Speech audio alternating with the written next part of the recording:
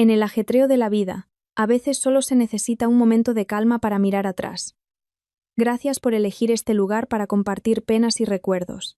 Queridos amigos, en la vida de una mujer, quizás no haya dolor más grande que el de ser cruelmente rechazada por el hombre, al que amaba con todo su ser, y por la familia, para cuya construcción había entregado su alma. Yo misma he probado ese dolor extremo. He sido arrojada a la calle con una mano delante y otra detrás, junto a mi pequeño hijo. Pensé que mi vida se había hundido en el abismo de la desesperación. Pero, queridos amigos, a veces, en medio de la tormenta más oscura, un rayo de luz puede aparecer desde el lugar más inesperado. Mi historia de hoy es una que comienza en la humillación, pero que abre un viaje lleno de fortaleza y amor, todo a partir de una dura hogaza de pan.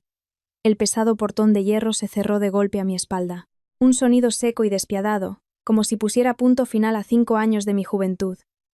5 años de sacrificio en aquella casa. Fuera, la llovizna de diciembre arreciaba por momentos.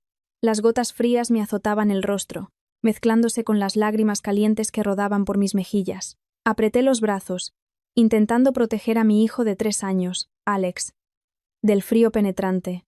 El niño se acurrucó en mi regazo, sus pequeños hombros temblando sin cesar.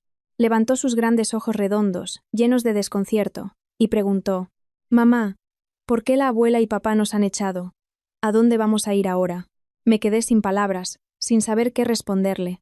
Solo pude abrazarlo con más fuerza, con el corazón dolido como si alguien lo estuviera apuñalando. Apenas unas horas antes, yo todavía era la esposa de Héctor, la nuera de esta acomodada familia. Pero ahora, solo era una mujer fracasada, expulsada de su hogar sin un solo céntimo en el bolsillo. Firma esto de una vez me había espetado mi suegra, Pilar, arrojando los papeles del divorcio sobre la mesa, con una voz cargada de veneno. Mi hijo Héctor se va a casar de nuevo. Ariadna es guapa y de buena familia, no una pueblerina sin padre ni madre como tú. No mereces seguir en esta casa. Miré a Héctor, el hombre al que había amado con todo mi ser, esperando encontrar en él algo de protección. Pero él solo mantenía la cabeza gacha. Mi madre tiene razón, Musito. Tú y yo ya no somos compatibles. Firma, no compliques más las cosas. Me lo habían quitado todo. La casa, el coche, todas las propiedades estaban a nombre de Héctor. Me obligaron a irme con las manos vacías. Y lo que era más doloroso, querían quitarme la custodia de Alex. Pero eso era lo único que no podía aceptar. Después de días de discusiones, finalmente me concedieron la gracia de quedarme con mi hijo, con la condición de que desapareciera de sus vidas para siempre. Y así, en una tarde de viento y lluvia, mi hijo y yo fuimos expulsados de nuestro propio hogar.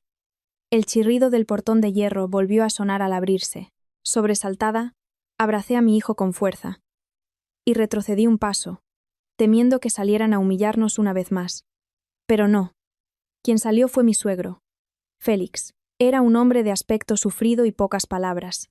Durante los 5 años que fui su nuera, apenas tuvo voz en la casa. Todo lo decidía Pilar. Él me quería mucho a mí y a su nieto, pero debido a su carácter algo débil y su temor a su esposa, nunca se atrevió a defendernos abiertamente. Solo podía observar en silencio, dándome a escondidas algunos billetes arrugados y pidiéndome que le comprara leche al niño. Al vernos acurrucados bajo la lluvia, su rostro, ya marcado por profundas arrugas, se ensombreció aún más. No se atrevió a mirarme a la cara, y rápidamente me puso algo en la mano. Era una hogaza de pan duro, probablemente sobras del desayuno. Su voz, ronca, se mezclaba con el silbido del viento. «Toma esto. No dejes que mi nieto pase hambre». Dicho esto, se dio la vuelta apresuradamente y cerró el portón, como si temiera que su esposa o su hijo lo vieran. Me quedé allí, con la hogaza de pan duro en la mano, un sentimiento de humillación y amargura infinita inundándome. 5 años como nuera, había sacrificado mi prometedora carrera. Había usado todos mis ahorros para ayudar a mi marido en sus negocios. Había cuidado de esta familia con todo mi corazón. Y al final, al ser expulsada, lo único que recibía era un trozo de pan sobrante. Una limosna llena de lástima. Pero al ver a mi hijo temblando de frío y hambre, con sus pequeños labios amoratados, sequé mis lágrimas. ¿Qué importaba mi orgullo en ese momento comparado con el hambre de mi hijo? Lo llevé hasta el alero de una tienda cercana que ya había cerrado para resguardarnos de la lluvia. «Tranquilo, Alex. Come un poquito para entrar en calor». Me senté y lo abracé, tratando de protegerlo del viento con mi propio cuerpo. Partí la hogaza en dos, con la intención de darle el trozo más grande, pero, amigos míos, en ese instante me quedé atónita, completamente paralizada. La hogaza de pan no era maciza. Alguien la había vaciado hábilmente por dentro, y en su interior no había paté ni mantequilla, sino algo duro y frío, cuidadosamente envuelto en una hoja de periódico viejo y una pequeña bolsa de plástico. Mi corazón pareció detenerse. Temblando, saqué lentamente aquel objeto. Dentro del periódico había una llave de casa, completamente nueva, y un fajo de billetes sujeto con una goma elástica. Rápidamente escondí el dinero en el bolsillo de mi abrigo y desdoblé con cuidado el papel de periódico. Era un trozo de papel arrancado deprisa de un cuaderno. En él, una línea de texto escrita con una letra torpe y temblorosa, la caligrafía familiar de mi suegro. Callejón de los Geranios, número 7. Ve allí. No se lo digas a nadie.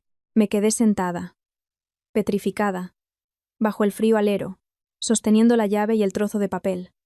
La lluvia seguía cayendo fuera, pero dentro de mí se desataba una tormenta aún mayor. ¿Qué significaba todo esto? ¿Por qué mi suegro había hecho algo así? ¿Qué casa era esa? El miedo, la confusión y un frágil rayo de esperanza comenzaron a abrirse paso en mi mente. Miré de nuevo la hogaza de pan que tenía en la mano.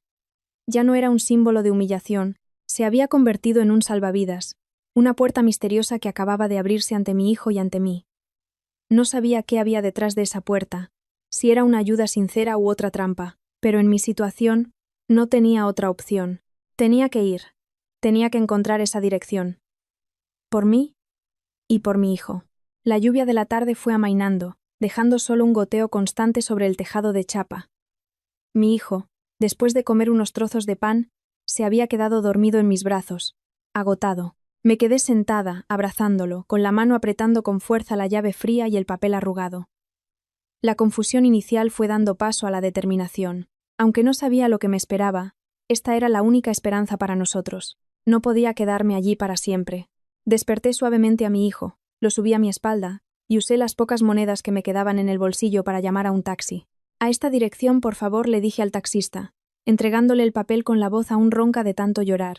El taxista me miró. Una mujer de aspecto demacrado con un niño a la espalda, con una pizca de compasión en los ojos.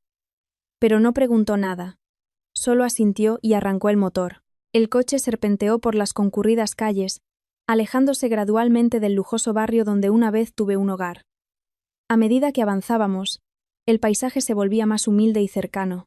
Finalmente, el taxi se detuvo frente a un pequeño y tranquilo callejón. Hemos llegado, señora. Pagué. Le di las gracias al conductor, y entré sola con mi hijo en el callejón. El Callejón de los Geranios era una calle sin salida, limpia y segura. Las casas no eran muy grandes, pero estaban bien construidas y rodeadas de vegetación. Encontré el número 7, una pequeña casa de una sola planta al final del callejón, con un pequeño patio delantero cercado y una bugambilla en plena floración. La casa estaba pintada de un amarillo pálido, con un aspecto cálido y pacífico, completamente opuesto a la fría ostentación de la otra mansión. Me detuve ante la verja, indecisa, con el corazón latiéndome a 1000 por hora. ¿Y si era un error? Temblando, introduje la llave en la cerradura. Clic. Un pequeño sonido resonó. La cerradura se abrió. Empujé la verja. Entré y usé la misma llave para abrir la puerta de la casa. La puerta de madera se abrió, revelando un espacio limpio y ordenado. Todo en el interior parecía nuevo. El suelo de baldosas hidráulicas brillaba. Las paredes estaban recién pintadas de blanco, y no había muchos muebles. Solo lo esencial. Un pequeño juego de mesa y sillas de madera, una cama individual, un armario y una pequeña cocina equipada con fogones de gas, ollas, sartenes y vajilla. Todo estaba perfectamente ordenado, sin una mota de polvo. Parecía como si alguien lo hubiera preparado todo, esperando nuestra llegada. Sobre la mesita de madera en el centro de la habitación había un sobre blanco. Sabía que esa era la respuesta a todo. Con cuidado, acosté a mi hijo, que dormía profundamente. En la cama, lo arropé con una manta fina, y temblando, cogí el sobre. No había nada escrito por fuera. Lo abrí lentamente. Dentro había una carta manuscrita en varias páginas de un cuaderno escolar amarillento. La letra era torpe y temblorosa. Sin duda, era la letra de mi suegro. Félix. Me senté en una silla, respiré hondo y empecé a leer. Alba, hija mía. La primera línea hizo que se me saltaran las lágrimas. Me había llamado hija. Cuando leas estas líneas, probablemente ya habréis tenido que abandonar aquella casa. Lo siento, hija. Siento haber sido un suegro cobarde, un abuelo impotente. Lo he visto todo. He visto las lágrimas que te tragabas. He visto la humillación que has tenido que soportar. Me dolía el corazón. Pero no pude hacer nada. Soy un inútil, un débil. He vivido toda mi vida bajo la sombra de mi mujer. No pude protegerte. No pude proteger a mi propio nieto. Realmente no merezco ser llamado padre ni abuelo. Sabía que, tarde o temprano, este día llegaría. El día en que su codicia y su egoísmo os echarían a la calle. No pude detenerlos, así que lo único que pude hacer fue preparar en secreto una salida para vosotros. Esta casa la compré con todo el dinero de mi pensión, con los ahorros que he ido juntando con esfuerzo durante toda mi vida. La compré en secreto hace unos años. Yo mismo la he limpiado y he ido comprando cada cosa, con la esperanza de que si algún día ocurría lo peor, tuvierais un lugar donde refugiaros, para no tener que dormir a la intemperie. El dinero que metí en el pan no es mucho, solo os servirá para unos meses. Lo siento, es todo lo que he podido hacer. Sé que con tu inteligencia y tu fuerza, nunca te rendirás. Podrás salir adelante y criar a Alex, para que sea un buen hombre. Solo te pido una cosa. No me guardes rencor, y prométeme que nunca dejarás que mi nieto pase hambre o penalidades. Apoyé la cabeza en la mesa, abrazando la carta y llorando a mares. Las lágrimas de humillación habían sido reemplazadas por lágrimas de gratitud y emoción. Resulta que en aquella casa fría, siempre había habido alguien que se preocupaba por nosotros en silencio, que nos protegía. El hombre que yo creía débil e impotente era quien había ahorrado durante toda su vida para prepararme una salida. Su regalo no era solo una casa, era un corazón entero, un amor inmenso y silencioso. Después de llorar hasta quedarme sin lágrimas, me sequé la cara y seguí leyendo las últimas líneas de la carta. Pensé que la historia terminaba ahí, con la compasión de un suegro hacia su desafortunada nuera, pero no. El secreto más grande, la razón más profunda de todas sus acciones silenciosas, se encontraba en la última página. La letra de mi suegro en esta página parecía aún más temblorosa y emocionada. Alba, hay algo más que he guardado en mi corazón durante muchos años. Algo que ni siquiera Héctor sabe. Quizás sea el destino, una disposición del cielo. ¿Alguna vez te has preguntado por qué, desde la primera vez que te vi, sentí un afecto especial por ti? ¿Por qué siempre te he protegido en secreto? Me detuve en seco. Era verdad. Siempre había sentido que mi suegro me trataba de una manera diferente.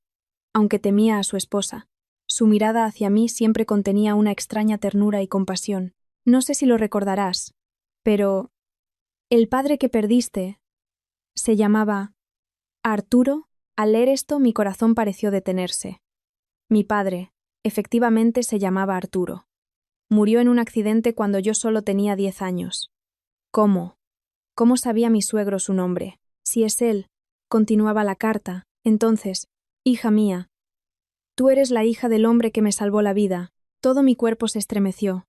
Forcé la vista para leer cada palabra, temiendo perderme algo. Y entonces una historia del pasado, una historia que nunca me habían contado, se reveló a través de sus palabras. Contaba que, hace más de 20 años, cuando él era un joven obrero pobre en una gran construcción en la Costa del Sol. Un día, un andamio enorme se derrumbó de repente. Mientras todos corrían presas del pánico, fue mi padre, Arturo, un compañero al que acababa de conocer, quien sin dudarlo un instante se lanzó a empujarlo fuera de la zona de peligro. Mi padre le salvó la vida, pero él mismo fue golpeado por una gran viga de hierro, resultando gravemente herido. Tu padre estuvo en el hospital durante meses, escribió Félix. Gasté todos mis escasos ahorros de entonces en pagar sus facturas médicas. Pero la herida era demasiado grave y le dejó secuelas. Después del accidente, su salud se deterioró mucho y ya no pudo volver a hacer trabajos pesados. Siempre me he sentido culpable, arrepentido. Le debía la vida, le debía un futuro entero. Después, la obra terminó. Cada uno se fue por su lado y perdí el contacto con él. Intenté buscarlo, pero fue en vano, hasta que hace 5 años, cuando Héctor te trajo a casa para presentarte. En cuanto te vi tus ojos y tu sonrisa. tan parecidos a los de mi viejo amigo. Tuve un presentimiento, y cuando me dijiste el nombre de tu padre, supe que el cielo me había dado la oportunidad de saldar aquella vieja deuda. No se lo conté a nadie porque no quería que te sintieras incómoda. No quería que pensaras que te aceptaba solo por gratitud. Realmente te he considerado mi propia hija. Alba, la deuda de antaño, no podré pagarla ni en toda una vida. Tu padre sacrificó su salud para salvarme. Y yo, un inútil, no he podido proteger a su hija de la injusticia y la humillación. Soy un fracasado. Esta casa, este poco dinero. Por favor, considéralo como una pequeña muestra de mi corazón, un intento de compensarte y de pagar una parte de mi deuda con mi amigo fallecido. Por favor, acéptalo, no lo rechaces, para que la conciencia de este deudor pueda encontrar algo de paz. La carta terminaba ahí. Me quedé inmóvil en la silla, con el rostro entre las manos. Mi mundo, una vez más, se había puesto patas arriba, pero esta vez no era el derrumbe de una tragedia, sino la revelación de una gratitud tan profunda que era increíble. Así que era eso. Detrás de su ayuda silenciosa había una larga historia, una deuda de honor del pasado.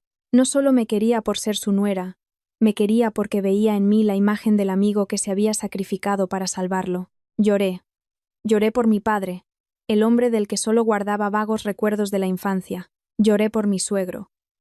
Un hombre que había vivido toda su vida atormentado por la culpa, buscando la manera de pagar su deuda. Y lloré porque sentí una calidez extraña. En el momento en que el mundo entero me había dado la espalda, supe que no estaba sola. Tenía el amor de mi padre observándome desde el cielo, y la protección silenciosa de este suegro lleno de gratitud y afecto. Miré a mi hijo, que dormía plácidamente en la cama. Sabía que tenía que seguir adelante.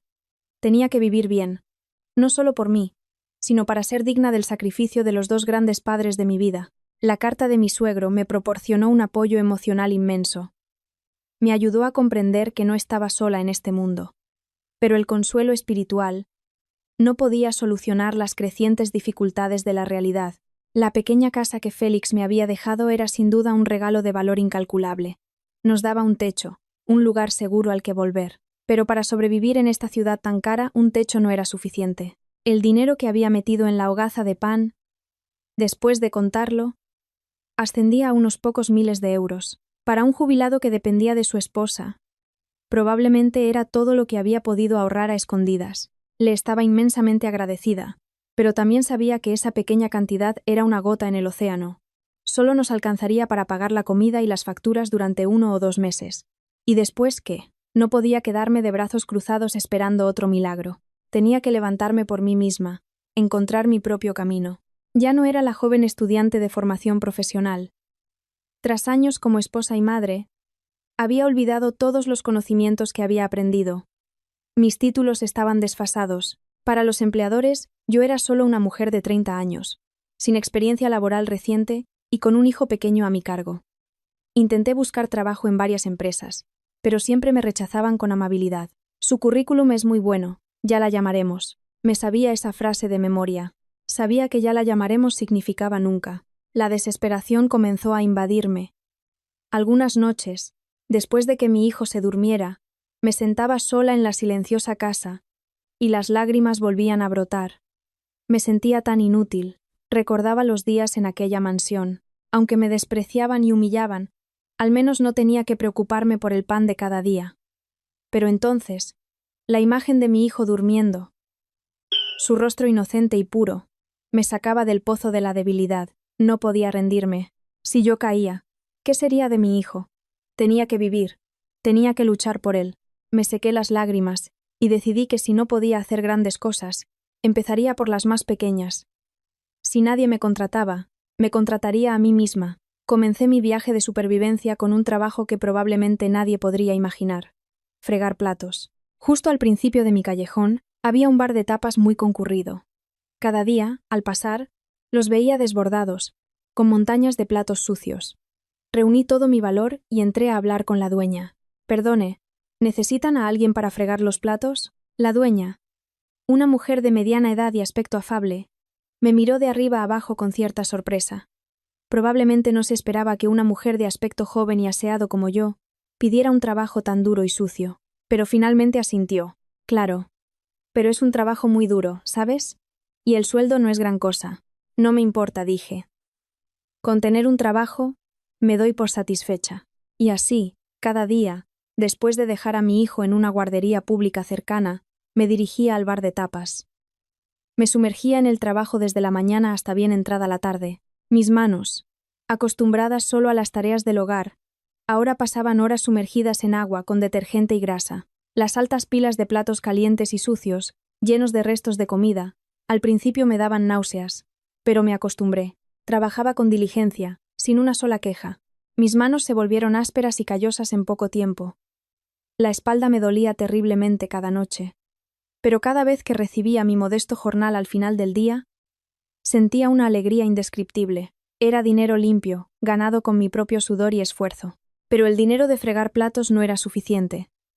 Después de pagar la guardería y la comida, apenas me quedaba algo.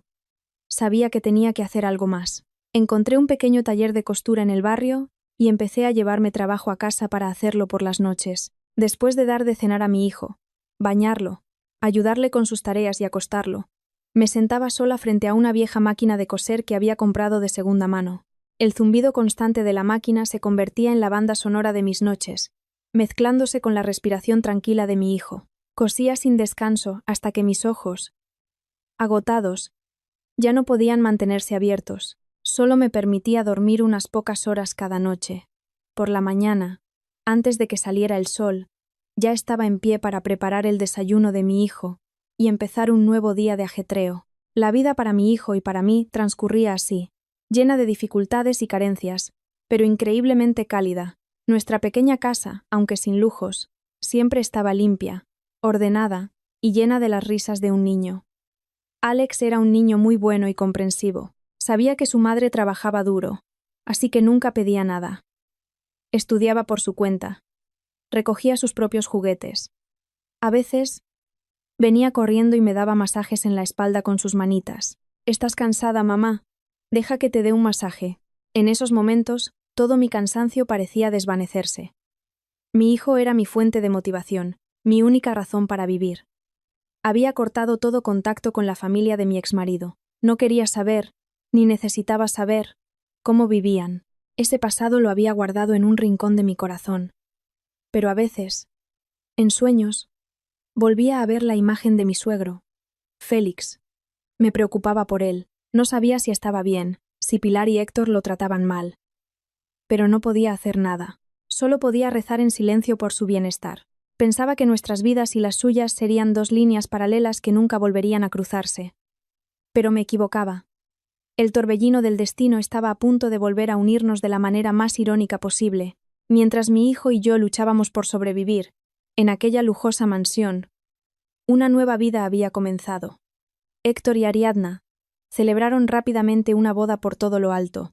La prensa local se hizo eco de la boda del siglo entre el joven director de una constructora y la hija de un magnate. Pintaron una historia de amor de cuento de hadas, una combinación perfecta de talento y linaje. En esa historia, no había ni una sola mención a mí, la esposa abandonada. Yo era solo una sombra del pasado, borrada sin dejar rastro. Vi sin querer las fotos de su boda en internet. Ariadna, deslumbrante con un carísimo vestido de novia, sonreía radiante y satisfecha. Héctor, a su lado, elegante y apuesto, hacían una pareja perfecta.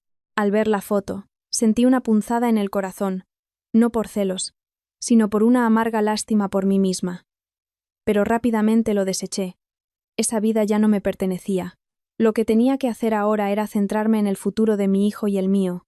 Pensé que con su riqueza y una nueva esposa a su altura, la vida de Héctor y su madre, Pilar, sería perfecta.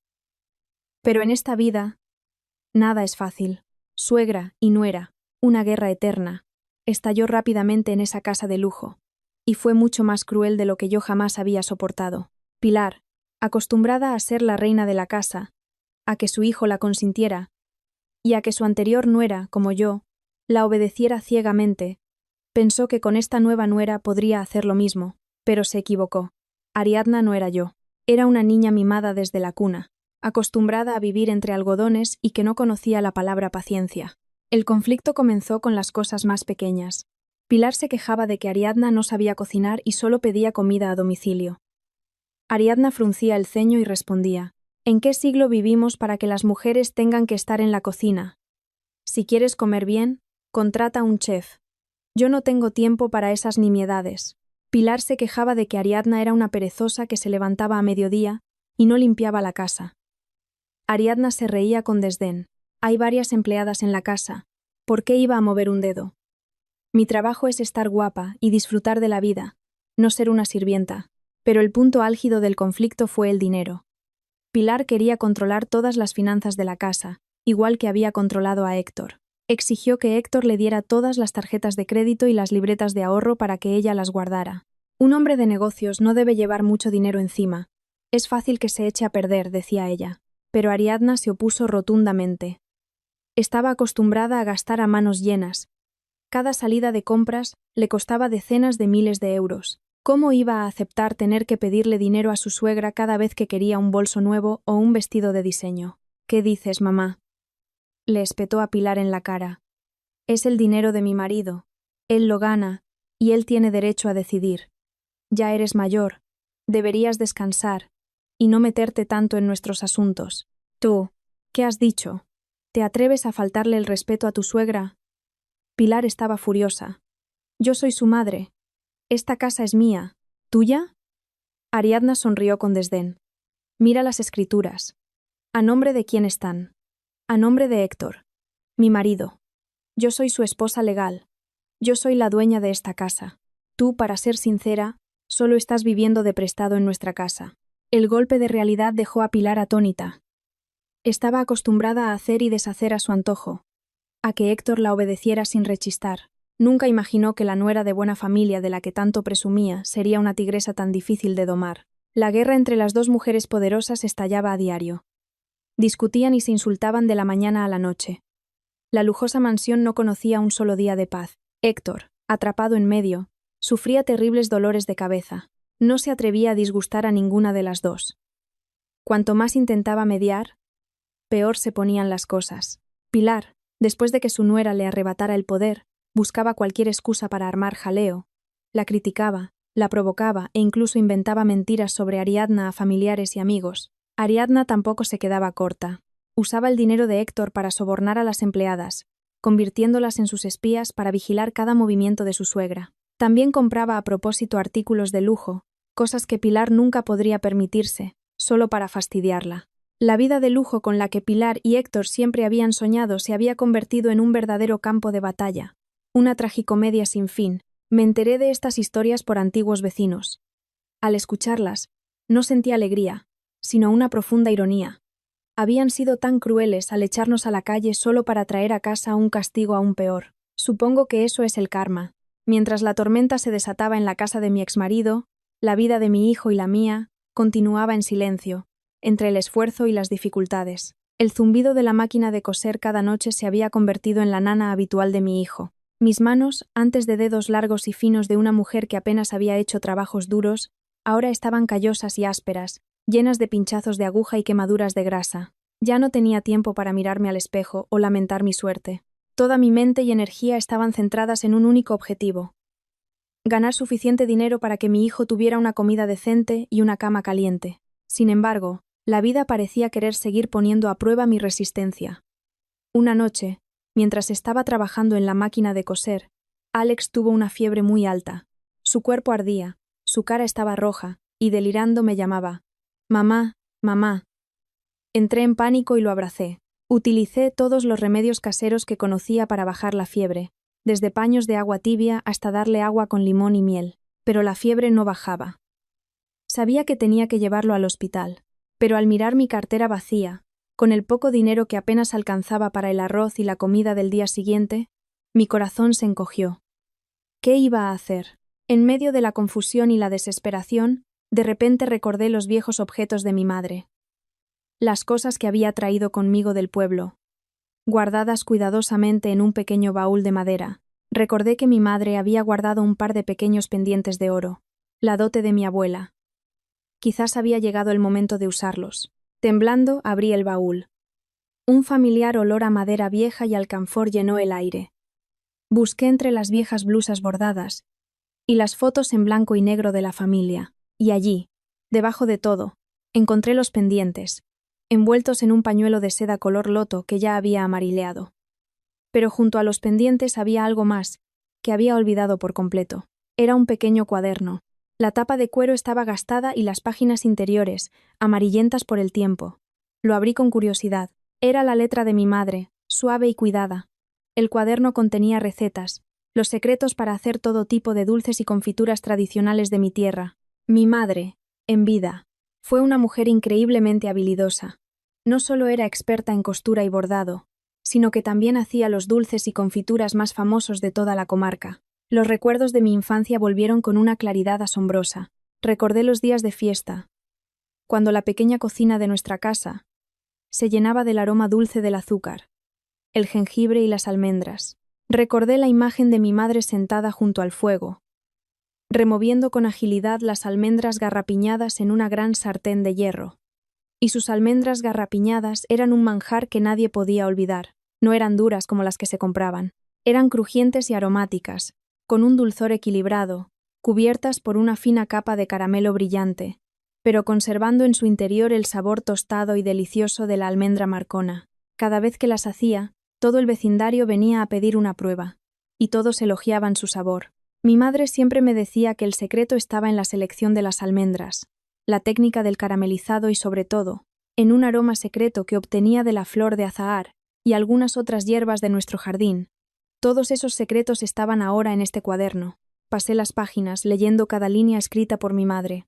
Recetas familiares, almendras garrapiñadas, turrón de Gijona, pestiños, yemas de Santa Teresa, magdalenas caseras. Cada dulce evocaba en mí un torrente de recuerdos dulces, de una infancia pobre pero llena de calor y felicidad. Sonreí sin darme cuenta, olvidando por un momento la preocupación por la enfermedad de mi hijo, pero al cerrar el cuaderno, una idea repentina surgió en mi mente. Una idea tan audaz que me sobresaltó a mí misma. ¿Por qué? ¿Por qué no intentaba hacer estos dulces para venderlos? Tenía las recetas, los secretos de familia de mi madre. Estos dulces, en la gran ciudad, seguramente serían una novedad, algo que a mucha gente le gustaría. No eran solo dulces, eran una historia. El sabor de mi tierra, el sabor de los recuerdos. Esa idea fue como una corriente eléctrica que recorrió mi cuerpo. Encendió una llama de esperanza, un nuevo camino que nunca había considerado. Ya no tendría que fregar platos, ni pasar las noches cosiendo. Podría crear mi propio producto, construir mi propio negocio. No solo vendería un dulce, vendería una historia. La historia de mi madre, del amor que ella ponía en cada almendra, en cada pastel. Una marca, una nueva carrera, comenzaba a nacer de los recuerdos del pasado, en medio de la mayor necesidad y desesperación. Esa noche, después de llevar a mi hijo al médico y comprarle las medicinas, la fiebre bajó y durmió tranquilo. Yo no dormí. Me senté a la mesa, bajo la luz de la lámpara, y copié cuidadosamente cada una de las recetas de mi madre. No vendí los pendientes de mi madre. Decidí guardarlos como un amuleto, como un capital espiritual. El capital para empezar mi negocio saldría de mis propias manos y de los pocos euros que había logrado ahorrar. Mi viaje como emprendedora, una mujer sin nada, comenzó así, a partir de un viejo cuaderno de recetas y una fe inquebrantable en el legado de mi madre. Con el poco capital que me quedaba después de pagar las medicinas de mi hijo, solo pude empezar de la forma más modesta. Fui al mercado central y seleccioné cuidadosamente las mejores almendras Marcona, el jengibre más fresco y aromático y los limones más jugosos. Pasé un día entero en mi pequeña cocina, trabajando con esmero y siguiendo al pie de la letra las instrucciones del cuaderno de mi madre. La sensación de pelar cada almendra, de rallar el jengibre, de remover cada tanda de garrapiñadas me produjo una alegría y un entusiasmo desconocidos. Era como si hubiera recuperado una parte de mis recuerdos, una parte de mí misma que había olvidado. La primera tanda de almendras garrapiñadas salió del fuego. No era tan perfecta como la de mi madre, pero el sabor era el mismo. El dulzor equilibrado del caramelo, el sabor tostado de la almendra, todo ello combinado con el sutil aroma de la flor de azahar, despertó en mí todo un mundo de recuerdos de la infancia, pero una vez hechos, ¿dónde y cómo venderlos? Era un problema difícil. No tenía dinero para alquilar un local, ni experiencia en publicidad online. Solo tenía una bicicleta vieja, y mi perseverancia. Decidí empezar con la venta ambulante. Compré una pequeña vitrina de segunda mano, La monté en la parte trasera de la bicicleta y colgué un cartel escrito a mano con esmero. Dulces de mamá Alba. El sabor de casa. Se me ocurrió el nombre esa misma noche. Quería usar mi nombre y el recuerdo de mi madre para construir una marca auténtica y cercana. El primer día, empujé la bicicleta, cargada con las cajas de dulces cuidadosamente empaquetadas, hasta el mercado cercano a mi casa. Estaba avergonzada, tímida. No me atrevía a pregonar mi mercancía. Me quedé en un rincón, esperando que alguien se fijara en mí. Pero en medio del bullicio del mercado, mi pequeño puesto ambulante pasaba completamente desapercibido. En toda la mañana solo vendí unas pocas cajas, principalmente a vecinos que me compraron por apoyar. Volví a casa un poco desanimada, pero al ver a mi hijo esperándome en la puerta, me dije a mí misma que no podía rendirme. Decidí cambiar de estrategia. En lugar de quedarme quieta, sería más proactiva. Preparé pequeñas muestras en un plato para que la gente las probara. Señora, señor, ¿quieren probar las almendras caseras? Son caseras, totalmente naturales, sin conservantes. Al principio, mi voz sonaba tímida, pero poco a poco fui ganando confianza. Y, milagrosamente, el sabor habló por sí mismo. Quienes las probaban no dudaban en comprar 1 o 2 cajas para llevar. El sabor especial de mis dulces, junto con mi sinceridad y sencillez, fue ganándose poco a poco el cariño de la gente. No solo vendía en el mercado, también llevaba mi bicicleta a las zonas de oficinas a la hora del almuerzo y a los polígonos industriales a la hora de la salida. Eran lugares con mucha gente y con una gran demanda de un tentempié limpio y sabroso. El trabajo era agotador. Cada día me levantaba a las 3 o 4 de la madrugada para preparar la mercancía. Pasaba el día entero recorriendo la ciudad en mi bicicleta bajo el sol abrasador de Madrid. Por la tarde, volvía a casa para atender a mi hijo y preparar los ingredientes para el día siguiente. Había días en que no vendía casi nada, y volvía a casa preocupada, sin saber qué pasaría al día siguiente. Había días en que me topaba con la policía municipal, y tenía que recogerlo todo a toda prisa, y huir como si fuera una delincuente. Pero no me desanimé. Cada elogio de un cliente, cada euro de beneficio, era una enorme fuente de motivación. Tus dulces están deliciosos. No son tan empalagosos como los de las tiendas. Mi hija se ha vuelto adicta a tus almendras. Con esa honestidad, seguro que te irá bien. Esas simples palabras me daban la fuerza para superar todas las dificultades. Mi puesto ambulante se fue haciendo cada vez más conocido. La gente empezó a llamarme con un nombre cariñoso. Alba, la de los dulces. No solo me compraban, también me preguntaban por mi vida, charlaban conmigo, compartían sus historias. Ya no me sentía sola. En esta gran ciudad había encontrado la calidez y la amabilidad de la gente sencilla. El número de clientes crecía día a día. Yo sola no daba abasto. Empecé a pensar en ampliar el negocio. Pero, ¿de dónde sacar el capital?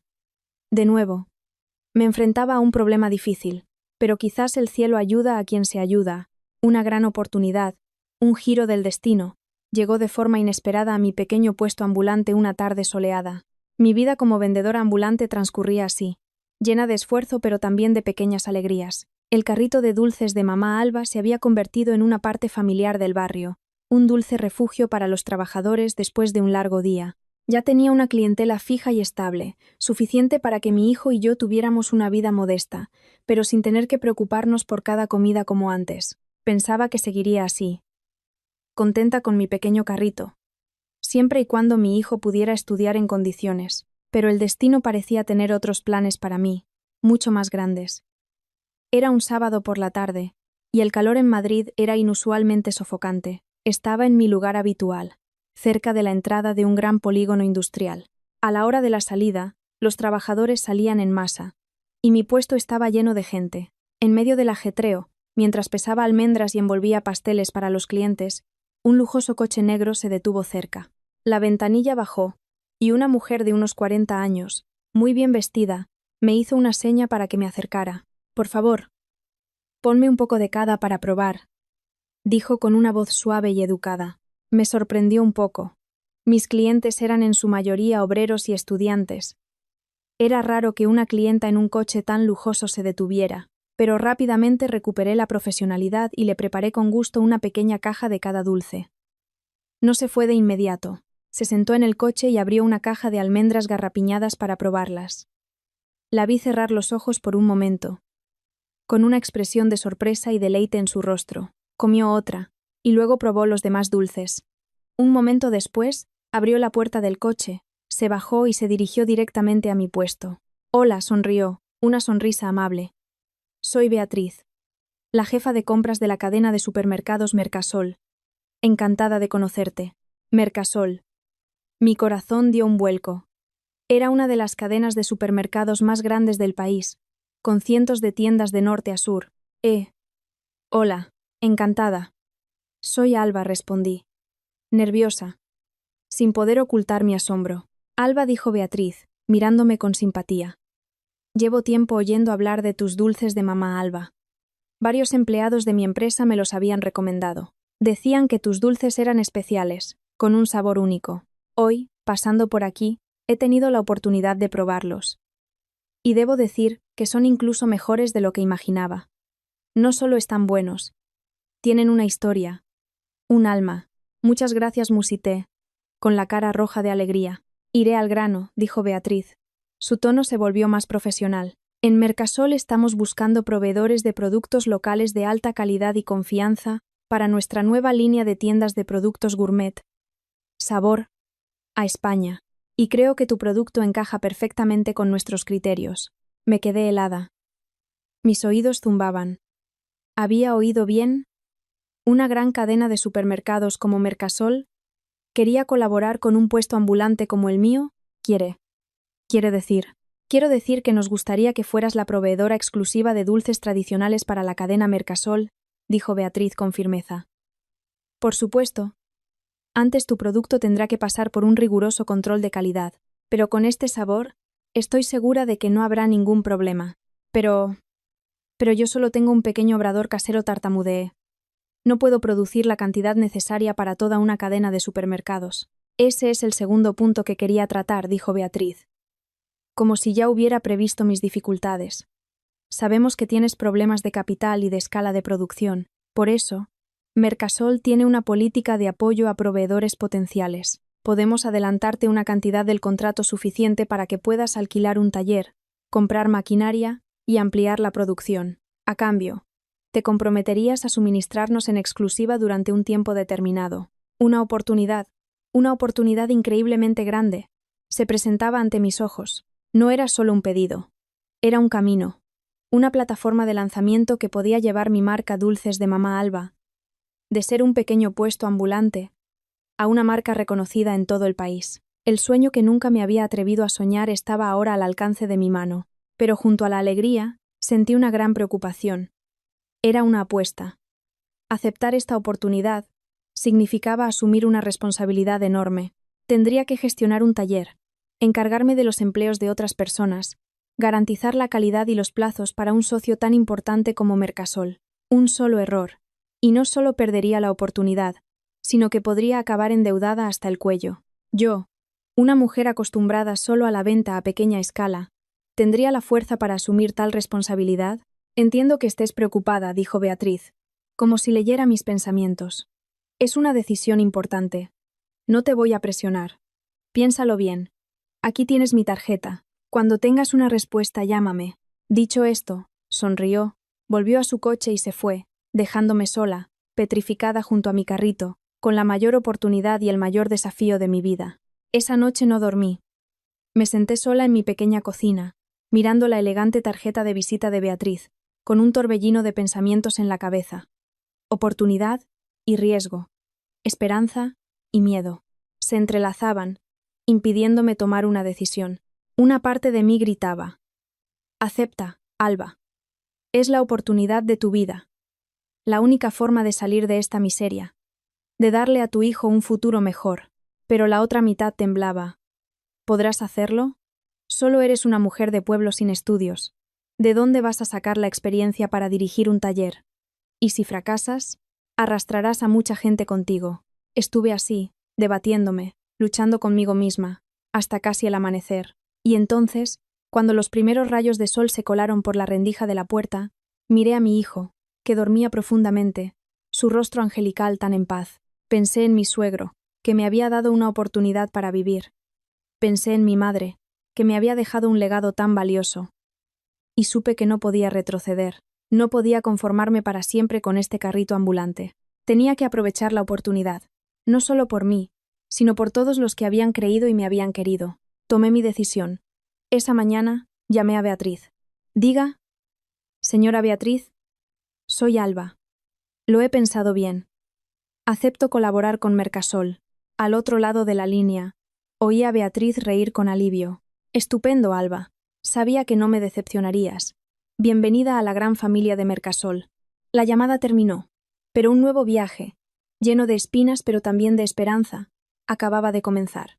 El dinero que Mercasol me adelantó era una suma considerable, suficiente para hacer muchas cosas, pero para construir un taller que cumpliera con las normas de higiene y seguridad alimentaria, y para comprar maquinaria moderna, todavía me faltaba.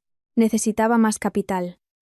No dudé en acudir a mis amigos, a los amables vecinos de mi pequeño callejón. No eran ricos, pero habían sido testigos de todo mi proceso de superación. Desde el primer día que empujé mi carrito bajo la lluvia, habían visto mi esfuerzo, mi perseverancia y, lo más importante, mi honestidad. Les presenté mi plan, la oportunidad de colaborar con Mercasol y las dificultades que enfrentaba. Tranquila, Alba. Adelante. Con ello, dijo Lola, la dueña de la tienda de ultramarinos de la esquina, la primera en hablar. No tengo mucho dinero, pero confío en ti. Te presto 5.000 euros sin intereses. Y yo también, añadió el señor Manolo, el taxista jubilado. Tengo unos cuantos miles de euros ahorrados para la vejez. Te los presto también. Considéralo una inversión en la futura jefa. Y así, poco a poco, cada uno aportó lo que pudo.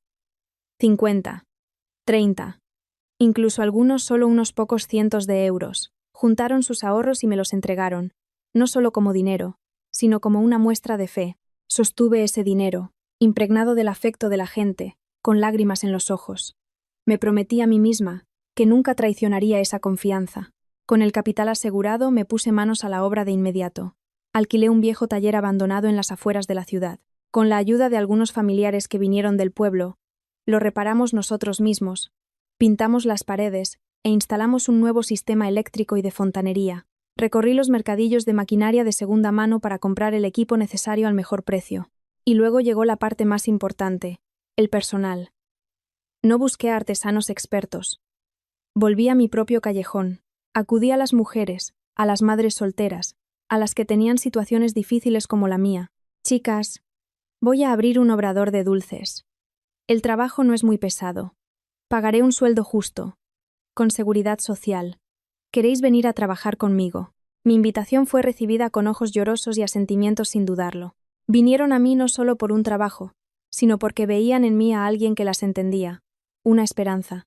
El obrador de dulces de mamá Alba se inauguró así, sin grandes celebraciones, solo con personas que compartían una misma situación y una misma voluntad de superación. Nos convertimos en una familia. No solo les enseñé a hacer dulces, también compartí con ellas mis experiencias. Las animé a superar sus dificultades. Nuestro taller siempre estaba lleno de risas y conversaciones. Las primeras tandas de dulces se produjeron en serie, en grandes cantidades, pero conservando intacto el sabor artesanal y siguiendo estrictamente la receta familiar de mi madre. El día que los primeros lotes se empaquetaron, se etiquetaron con la marca Dulces de Mamá Alba, y un gran camión de Mercasol vino a recogerlos. Todas nos abrazamos y lloramos. Eran lágrimas de felicidad, de orgullo. De un puesto ambulante, ahora teníamos un taller. De una mujer expulsada con las manos vacías, me había convertido en una empresaria que daba trabajo y esperanza a muchas otras mujeres. Mi viaje de superación había entrado en una nueva fase. La colaboración con Mercasol fue el trampolín de oro que llevó mi marca Dulces de Mamá Alba de ser un nombre conocido en un pequeño callejón a conquistar el gran mercado. El primer lote de nuestros productos, al ser exhibido en las estanterías de la línea Gourmet Sabor a España, causó un pequeño furor. Con un empaque elegante y rústico, y la conmovedora historia de la madre y la receta familiar impresa en cada producto, Dulces de Mamá Alba captó de inmediato la atención de los consumidores, pero lo que realmente los conquistó fue la calidad. En un mercado inundado de productos industriales, llenos de azúcares químicos y conservantes, el sabor natural, dulce y aromático de mis dulces fue como una bocanada de aire fresco. La gente los probaba y sentía la autenticidad. Sentía el corazón de quien los había hecho. Al probar los dulces de Alba, es como volver a la infancia, al sabor de los dulces que mi madre hacía en Navidad, comentó un cliente en la página web del supermercado. Las críticas positivas se extendieron de boca en boca. Nuestras ventas se dispararon, superando todas mis expectativas, y las de la dirección de Mercasol. Beatriz, la mujer que me dio la primera oportunidad, me llamó, exultante. Alba, eres increíble. Tu producto es uno de los más vendidos en toda la cadena. Lo sabía. No me equivoqué contigo. El éxito inicial me dio un impulso tremendo. No me dormí en los laureles. Sabía que para llegar lejos, tenía que seguir esforzándome, seguir mejorando. Utilicé los beneficios para reinvertir en la ampliación del taller, modernizar la maquinaria y, sobre todo, en la investigación y desarrollo de nuevos productos. El cuaderno de mi madre no solo contenía recetas de dulces, era un verdadero tesoro de la gastronomía de mi tierra, junto con las trabajadoras, que también eran mujeres de gran habilidad culinaria. Empezamos a experimentar con otros postres tradicionales, pestiños fragantes, magdalenas esponjosas, yemas de Santa Teresa. Cada nuevo producto que lanzábamos era cuidado con esmero, desde la selección de ingredientes hasta el empaque, para mantener el sabor tradicional y garantizar la seguridad alimentaria. Los nuevos productos de dulces de Mamá Alba continuaron siendo recibidos con entusiasmo. Mi marca ya no se asociaba solo con las almendras garrapiñadas, sino que se convirtió en un símbolo de la repostería casera de calidad. El éxito continuó. De ser proveedora exclusiva de Mercasol, otras cadenas de supermercados y tiendas de productos delicatessen comenzaron a contactarme para colaborar. Mi taller se expandió cada vez más, y el número de empleados aumentó. Creé empleo estable para decenas, y luego cientos, de mujeres en situaciones difíciles en la zona. Ya no eran empleadas, eran mis compañeras, mis hermanas. Trabajábamos juntas, compartíamos las alegrías y las penas de la vida. El obrador de dulces de Mamá Alba se convirtió en un hogar común, un refugio para muchas vidas rotas. Otro gran hito llegó cuando una delegación de empresarios de Alemania, en un viaje de prospección de mercado por España, visitó una de las tiendas de Mercasol y probó mis productos. Quedaron impresionados por el sabor refinado y la historia humana de la marca. Me contactaron directamente para importar dulces de Mamá Alba y distribuirlos en el mercado alemán, uno de los más exigentes del mundo. El primer envío de exportación, aunque pequeño en cantidad, tuvo un significado enorme. Confirmó la calidad y el prestigio de una marca española. Dulces de Mamá Alba ya no era solo el sabor de casa. Se había convertido en el sabor de España que cruzaba fronteras. El tiempo pasó volando. 3 años. De ser una mujer expulsada con las manos vacías, me había convertido en una exitosa empresaria. Compré una casa nueva, más grande y cómoda, para que mi hijo y yo tuviéramos una vida plena. Pagué todas mis deudas de gratitud a mis amables vecinos, con intereses. Pero la deuda de afecto, sabía que nunca podría pagarla del todo. Mi hijo, Alex, fue a estudiar a uno de los mejores colegios internacionales, donde podía desarrollarse plenamente tanto en conocimiento como en carácter. Pude darle un futuro brillante con mis propias manos y mi esfuerzo. A veces, en medio del ajetreo del trabajo, conducía sola y pasaba por delante de la antigua mansión. Seguía allí, lujosa y fría, miraba el pesado portón de hierro, el lugar donde, 3 años antes, nos habían echado en una tarde de lluvia. Mi corazón ya no sentía ni una pizca de rencor o dolor, solo una serena calma. Aquel pasado, aunque amargo, fue el punto de partida de mi renacimiento. Si no fuera por su rechazo, quizás nunca habría llegado a donde estoy hoy. Agradecí en silencio a la adversidad, porque me enseñó a ser fuerte. Mientras mi vida florecía, al otro lado de la ciudad, una verdadera tormenta arrasaba la vida de la familia de mi exmarido. La ley del karma a veces no es rápida, pero cuando llega, es implacable. Héctor. Después de casarse con la heredera Ariadna, tuvo la vida de lujo que siempre había soñado. Su suegro le inyectó una gran cantidad de capital para expandir su constructora. Vivía entre algodones, de fiesta en fiesta, codeándose con la alta sociedad. Olvidó por completo su pasado humilde y a la esposa que lo había acompañado en los momentos más difíciles, pero el éxito construido sobre la traición y la incompetencia nunca es duradero. En realidad, Héctor no era un buen hombre de negocios. Su éxito anterior se debió en gran parte a mi apoyo silencioso y a mis ahorros. Sin mí para llevar las cuentas y trazar la estrategia, Su empresa comenzó a mostrar sus debilidades. Se embarcó en proyectos que superaban su capacidad. Tomó decisiones equivocadas.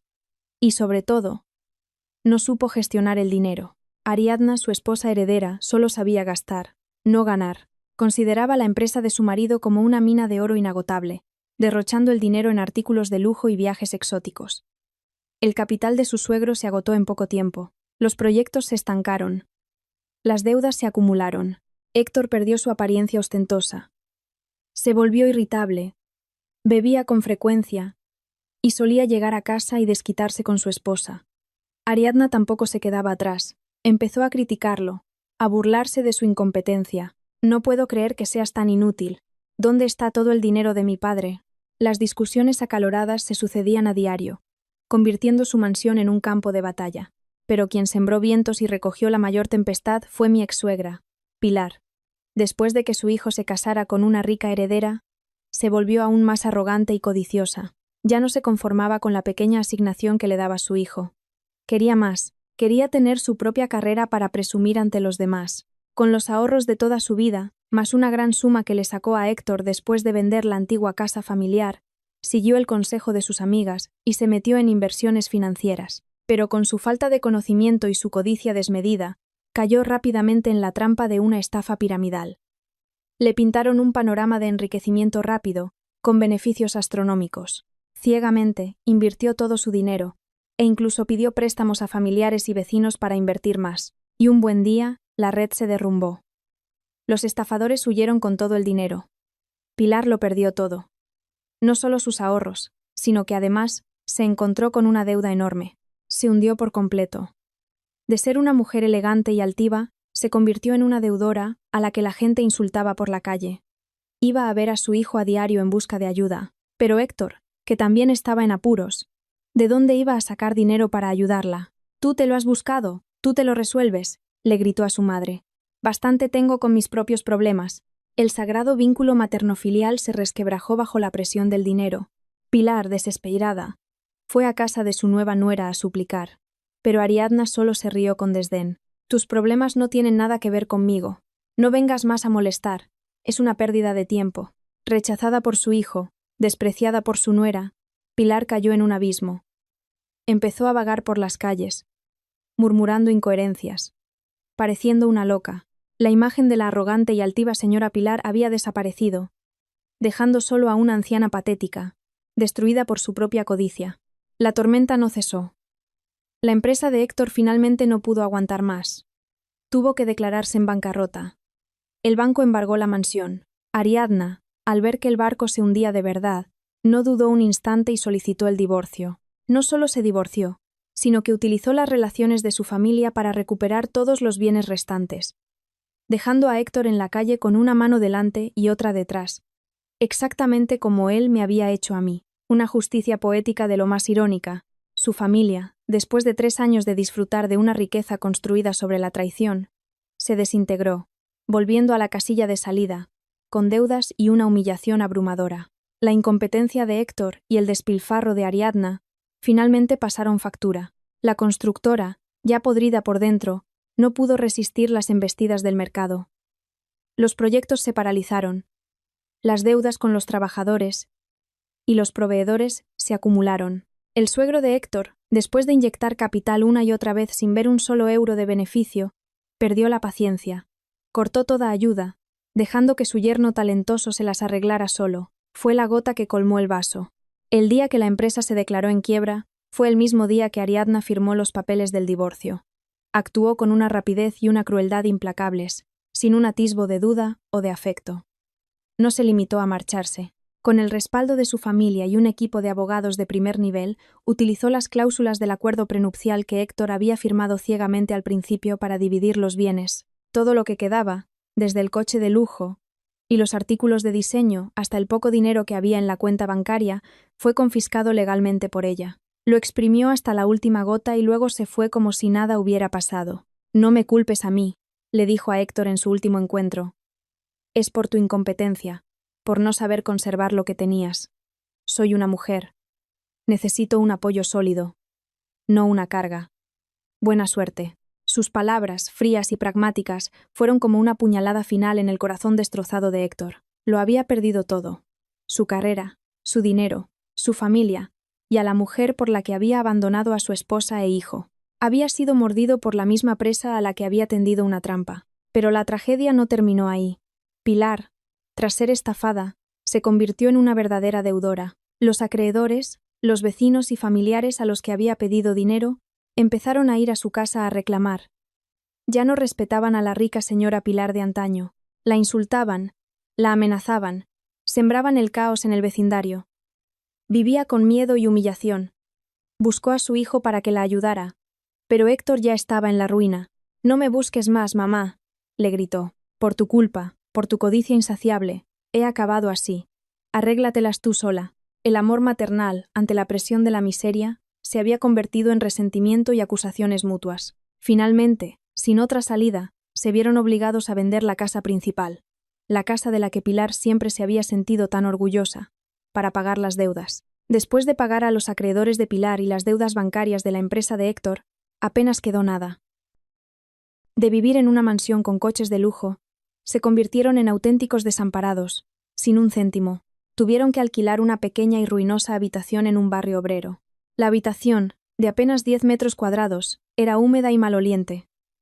Era un castigo, una justicia poética, de lo más irónica, para quienes habían sido tan crueles al echarnos a la calle.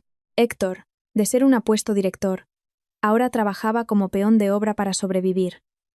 El trabajo duro, bajo el sol y la lluvia, destruyó rápidamente su aspecto elegante. Se volvió flaco, moreno, y envejeció 10 años. Se hundió en el alcohol, cada noche volvía borracho, maldiciendo y lamentando su suerte. Pilar no estaba mejor. Tuvo que trabajar como empleada doméstica y fregando platos en restaurantes para ganarse la vida. La mujer que solo sabía dar órdenes ahora tenía que someterse a la voluntad de sus jefes. El cambio drástico de vida agotó sus fuerzas y su espíritu. Se volvió taciturna, de pocas palabras, con una mirada siempre llena de resentimiento y amargura. Su familia, que una vez estuvo en la cima del lujo, se había desmoronado por completo, hundida en la miseria y la humillación. Cada uno estaba probando el amargo precio de la traición y la codicia desmedida. El tiempo pasó. Casi un año después del colapso de la familia de mi exmarido, mi negocio seguía creciendo. El obrador de dulces de mamá Alba se había ampliado con una línea de producción más moderna y más empleados. No solo abastecíamos el mercado nacional, sino que también empezamos a recibir grandes pedidos de exportación a países de la región. Ya no era la Alba vendedora ambulante, me había convertido en una empresaria, una verdadera jefa respetada por muchos. Pero por muy ocupada que estuviera, mantenía la costumbre de visitar el taller varias veces a la semana, para hablar con las trabajadoras, para escuchar sus preocupaciones. Para mí, no eran solo empleadas, eran mi familia. Y entonces, una tarde, ocurrió un reencuentro que nunca habría imaginado. Ese día, necesitábamos contratar a algunos trabajadores temporales para un pedido grande. Estaba entrevistando a los candidatos con la encargada de recursos humanos. La mayoría eran mujeres de mediana edad en situaciones difíciles. Cuando le tocó el turno a la última persona, me quedé helada. Mi cuerpo se paralizó. Frente a mí había una mujer delgada y de aspecto sufrido, con el pelo medio canoso y el rostro surcado por las arrugas de la preocupación y el cansancio. Llevaba ropa vieja y descolorida y mantenía la vista en el suelo, sin atreverse a levantar la mirada. Pero la reconocí. Por mucho que hubiera cambiado, no podía olvidar esa cara. Era Pilar, mi ex-suegra. Probablemente ella no me reconoció. Estaba demasiado acostumbrada a la imagen de la nuera de pueblo y humilde de antes. No podía imaginar que la jefa sentada detrás del elegante escritorio, la persona que tenía en sus manos el poder de darle trabajo, era la misma nuera a la que había repudiado cruelmente. «¿Cómo se llama y qué edad tiene?», preguntó la encargada de recursos humanos, siguiendo el protocolo. Me llamo Pilar. Tengo 55 años», respondió en un susurro. Su voz ya no tenía el tono agrio y mordaz de antes, sino que era débil y temblorosa. ¿A qué se dedicaba antes? Era ama de casa.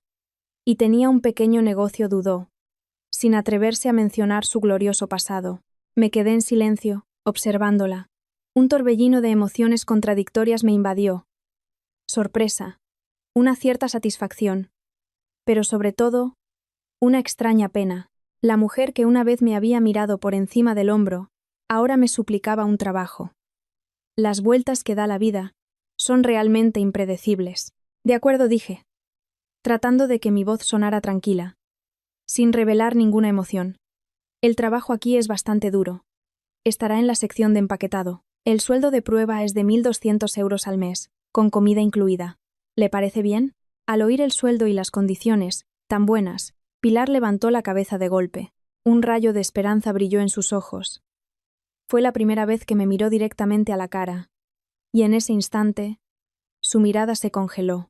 La esperanza fue reemplazada rápidamente por el horror, la conmoción y la incredulidad. Sus labios temblaron. «Alba, ¿eres tú?» «Hola», Pilar asentí, con una sonrisa leve y distante. «¿Cuánto tiempo?» ¿Quién iba a decir que nos reencontraríamos en estas circunstancias?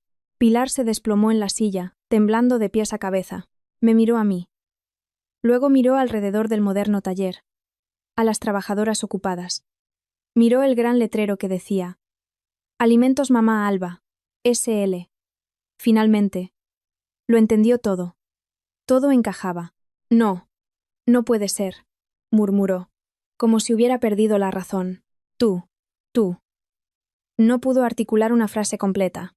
Esta verdad era para ella más amarga que la bancarrota, más humillante que tener que trabajar para otros. La persona a la que más había despreciado, a la que había abandonado sin piedad, estaba ahora en una posición que ella nunca podría haber soñado. Era una justicia poética, una bofetada del destino a su arrogancia y estupidez.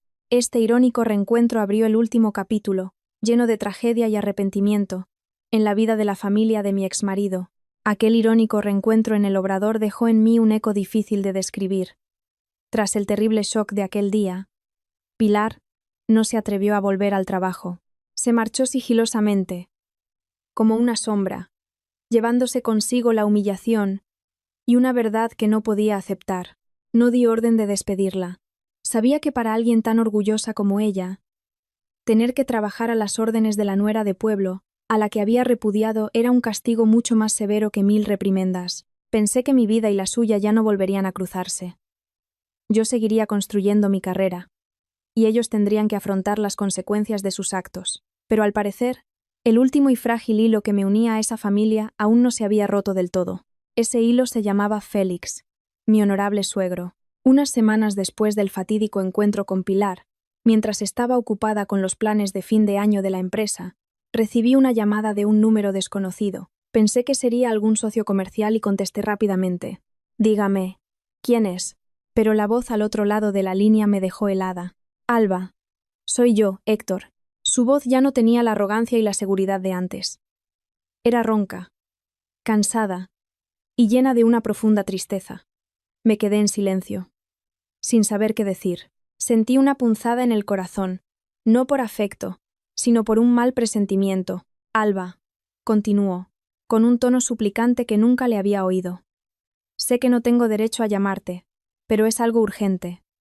Es mi padre. No creo que lo supere». «¿Papá?» Mis oídos zumbaban. «¿Qué le pasa, Héctor? Tiene un cáncer terminal». Alba sollozó al teléfono. «El médico dice que solo le quedan unos días. Está muy débil, ya casi no puede hablar. Pero cuando está lúcido, no para de preguntar por ti y por Alex.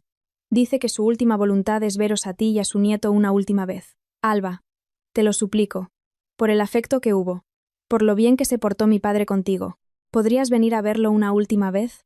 Colgué el teléfono, temblando. Mi suegro, aquel hombre bueno y sufrido que me había protegido en secreto, que nos había dado a mi hijo y a mí una oportunidad para vivir, se estaba muriendo, y su último deseo era vernos. Sentí un dolor agudo. Recordé su imagen, su figura delgada y silenciosa, su mirada siempre cargada de tristeza e impotencia. Recordé la hogaza de pan duro que me dio aquella tarde de lluvia. Se me llenaron los ojos de lágrimas, pero junto al dolor sentí un conflicto interno. ¿Volver? ¿Volver a aquel lugar, a enfrentarme a aquellas personas? A Pilar, que me había humillado, a Héctor, que me había traicionado. Las heridas de mi corazón, aunque cicatrizadas, todavía dolían al tocarlas. Tenía miedo de que al volver, todos aquellos recuerdos dolorosos resurgieran y destrozaran mi alma de nuevo, y también por mi hijo. No quería que viera escenas desagradables, no quería que tuviera contacto con las personas que habían hecho daño a su madre. Pasé toda la noche en vela. Pensé en las palabras crueles de Pilar, en la traición de Héctor. La ira volvió a surgir.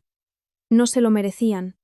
No merecían que yo volviera, pero entonces, la imagen de mi suegro, su sonrisa amable, su mirada culpable en la carta, y su petición de no dejes que mi nieto pase hambre, volvieron a mi mente. Él era inocente. Él era nuestro benefactor. Había pasado su vida atormentado por la culpa, buscando la manera de compensarnos. Ahora, al borde de la muerte, con un deseo tan pequeño, ¿cómo podía yo negárselo? Mi rencor era con ellos, no con él. Si por mi propio odio no le permitía cumplir su última voluntad, mi conciencia nunca estaría tranquila. Me convertiría en una desagradecida, no muy diferente de las personas a las que tanto despreciaba. A la mañana siguiente, con los primeros rayos de sol, tomé una decisión. Volvería, dejaría a un lado todo el rencor, todo el dolor, para cumplir con mi deber como nuera, para corresponder al sincero afecto de un padre. Volví a llamar a Héctor. Iré. Mándame la dirección. Pedí unos días libres en la empresa y delegué todo en mi personal de confianza. Le dije a mi hijo que íbamos a visitar al abuelo, que estaba muy enfermo. Alex, aunque hacía mucho que no lo veía, todavía se acordaba de él. ¿Le duele mucho, mamá?, preguntó preocupado. Le llevo un regalo. Me mostró una pequeña caja de almendras garrapiñadas que él mismo había envuelto. Sus palabras inocentes me conmovieron. Tomamos un autobús de vuelta al lugar al que había jurado no volver jamás. Pero esta vez, mi estado de ánimo era completamente diferente. Ya no era una víctima abandonada. Volvía como alguien que iba a saldar una deuda de gratitud y a dar un último adiós. La dirección que me envió Héctor no era la de la casa en la que habían vivido, ni la de un hospital de lujo. Era un callejón estrecho, profundo y húmedo en un barrio obrero del sur de la ciudad. La casa de alquiler donde vivían era solo una habitación ruinosa, con las paredes desconchadas y el tejado de chapa oxidado. Al llegar a la puerta, me quedé atónita. No podía imaginar que la familia que había vivido en la opulencia ahora estuviera en un lugar tan miserable. Respiré hondo. Tomé la mano de mi hijo y llamé suavemente a la puerta. Se abrió y frente a mí apareció Héctor. Ya no era el apuesto director de antes. Estaba delgado, moreno, con la barba descuidada y vestido con ropa de trabajo gastada. Parecía 10 años mayor. Al vernos, se quedó paralizado, con los ojos rojos y llorosos. No se atrevió a mirarme a la cara. Solo bajó la cabeza y musitó. Habéis venido. Pasad. Entré. La habitación, de apenas 15 metros cuadrados, estaba desordenada y olía a cerrado. No había nada de valor. Solo unas sillas de plástico, una mesa vieja y una cama de hierro oxidado. Y en esa cama yacía mi suegro. Estaba en los huesos, respirando con dificultad. Tenía los ojos cerrados, como si ya no fuera consciente de nada. A su lado estaba Pilar. También había cambiado por completo. Ya no era la elegante y arrogante señora. Llevaba un pijama viejo, con el pelo canoso y revuelto. Su rostro estaba demacrado, sus ojos hundidos y sin vida. Estaba limpiándole la cara a su marido con un paño. La escena, una anciana cuidando a su marido moribundo, debería haber sido conmovedora, pero para mí tenía un matiz de amarga ironía. Al oír el ruido, Pilar levantó la vista. Al vernos a mí y a Alex, se quedó petrificada. El paño se le cayó de las manos. Me miró a mí y luego a su nieto, al que había repudiado cruelmente. Sus ojos sin vida se llenaron de lágrimas, y entonces hizo algo que nunca habría imaginado. Se levantó tambaleándose y se arrodilló a nuestros pies. Se abrazó a mis piernas y rompió a llorar, con sollozos de arrepentimiento. Alba, Alex. Me equivoqué. La abuela se equivocó. Fui un monstruo, estaba ciega, os traté muy mal. Ahora estoy pagando por ello. Por favor, perdóname. Nieto, por favor, perdona a la abuela. Héctor, a su lado, también rompió a llorar. Se arrodilló junto a su madre. Ambos, las personas que habían sido tan arrogantes y crueles, estaban ahora de rodillas, suplicando mi perdón. Los miré y en mi corazón no había ni rastro de la satisfacción de un vencedor. Solo sentía tristeza, una profunda pena por la condición humana. La codicia los había destruido, los había llevado a este extremo. Alex, al ver a su abuela y a su padre llorar, se asustó y empezó a pucherear. Me agaché y lo abracé, tranquilizándolo. No pasa nada, cariño. La abuela y papá solo están tristes. Ayudé a Pilar a levantarse. Levántese, por favor. Todo eso ya pasó. Mi voz era serena, sin rastro de rencor. No podía perdonarlos por completo. Las cicatrices de mi corazón probablemente nunca se cerrarían. Pero al verlos en ese estado tan lamentable, ya no podía odiarlos. Quizás era hora de dejar ir el rencor. Me acerqué a la cama de mi suegro. Tomé su mano delgada y fría. Como si sintiera mi calor, sus ojos se abrieron lentamente. Me miró a mí y luego a Alex. Sus labios secos se movieron. Alba. Alex. ¿Habéis vuelto? Sí, papá. Hemos venido a verte, me acerqué a su oído. Con la voz entrecortada. Alex se acercó tímidamente. Abuelo, soy Alex. Te he traído un regalo. Puso la pequeña caja de almendras en la mano de su abuelo. Una lágrima rodó por la mejilla seca de Félix. Hizo un esfuerzo, levantó su mano temblorosa y acarició la cabeza de su nieto. Una leve y serena sonrisa, la primera en muchos años, se dibujó en sus labios. Luego, cerró los ojos lentamente. Su último aliento se escapó, suave y en paz. Pudo marcharse tranquilo, habiendo cumplido su última voluntad. El funeral de Félix fue sencillo. Yo me quedé y los ayudé a organizarlo todo. Como una verdadera nuera. Antes de volver a la ciudad con mi hijo, le di a Pilar discretamente una suma de dinero en un sobre. No era mucho, pero suficiente para que ella y Héctor pudieran subsistir un tiempo y pagar sus medicinas. Cuídese. Pilar tomó el sobre, con las manos temblando. No se atrevió a mirarme a los ojos. Solo bajó la cabeza y lloró en silencio. No lo hice por lástima. Lo hice por mi suegro. Quería que descansara en paz. Y también lo hice por mí misma. Tomé la mano de mi hijo y me alejé de aquel pequeño callejón, de aquel pasado lleno de rencor. No solo había vencido a la adversidad, también había vencido el odio que había en mí. Perdonarlos no significaba olvidar el dolor, sino liberarme a mí misma de las cadenas del pasado. Solo cuando el alma está en paz, se puede encontrar la verdadera serenidad y felicidad. Queridos amigos, mi historia llega a su fin. Mirando hacia atrás he aprendido mucho, que por muy bajo que la vida te haga caer, si no te rindes, si mantienes la bondad y la fuerza, puedes florecer como una flor de loto en el barro, que la compasión y el perdón son a veces las armas más poderosas, capaces de ablandar los corazones más duros. Y que la mayor felicidad no es cuánto dinero tienes, sino la paz en tu alma,